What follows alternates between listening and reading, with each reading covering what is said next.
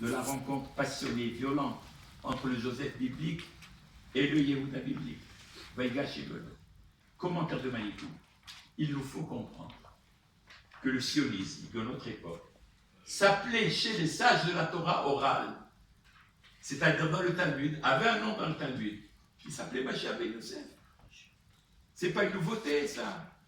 C'est depuis ce moment-là. Mais pour comprendre cela, frère, il faut auparavant savoir que le peuple d'Israël espérait en deux messianismes. Comme le schisme des 10 tribus installe Joseph comme étant la force qui donnera à la nation juive sa force comme nation. Il faut souligner que le royaume de Juda n'était pas à lui seul le royaume juif, c'est pas vrai. Le royaume juif n'existe plus. À ce moment-là, au moment de Jéroboam, au moment où il y a schisme, Israël n'existe pas. Quand est-ce qu'Israël, et c'est là aussi où c'est inouï, que finalement, en 1948, lorsqu'on a réfléchi, quel nom on va donner à notre terre, on lui a donné le nom d'Israël. Parce que, avant Israël, pendant tout le temps du schisme, nous étions deux royaumes différents. Le royaume du Nord et le royaume du Sud, ou le royaume d'Israël et le royaume du Juda. Mais nous n'étions pas Israël. Quand est-ce qu'on sera Israël?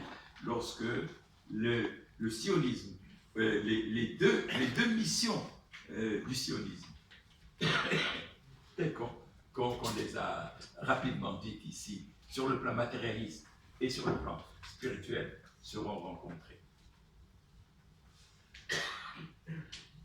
Le refus,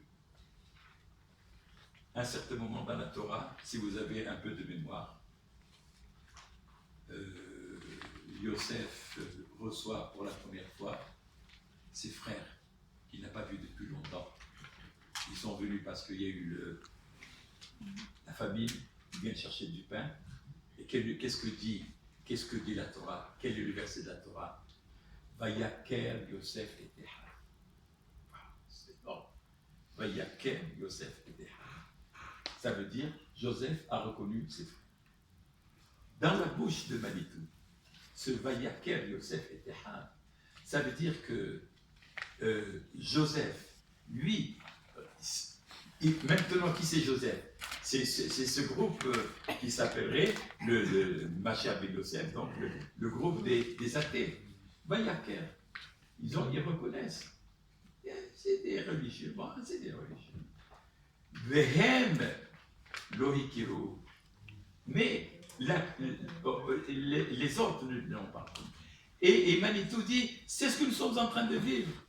Nous avons encore des Juifs qui viennent de Pologne, d'Hongrie, etc., qui voient tout ça. Bon, il dit, bon, ça c'est des religieux, mais ça vient, ils sont chez nous. Mais les religieux ne le reconnaissent pas. Ben, c'est une lecture simple, c'est le pshat même du verset. Vayakel Yosef et Teha, vehem lo hikiru. Et Manitou s'adresse à eux. Des relations qui se terminent toujours par ce que dit la Torah sur Joseph, Vayakel Yosef et Teha. Alors que ses frères avaient encore des difficultés avant de dire eux, vehem lo hikiru. Et que cela a pu se faire que lorsque le mot qu'il fallait soit prononcé. Et il fallait qu'on prononce ça, à ce moment-là, un mot, qu'il vienne de là ou de là. Et ce mot n'a pas été prononcé. Il a été prononcé finalement par qui? Par Yosef. Quel est le mot qu'il fallait prononcer? Shalom. Et c'est ce que la Torah dit. Lorsque Yaakov envoie Yosef, qu'est-ce qu'il dit à Yosef? Re'e et shalom achicha et shalom. Va voir où ils en sont. C'est cette rencontre qui va faire qu'on va se retrouver. Et lorsque Joseph dit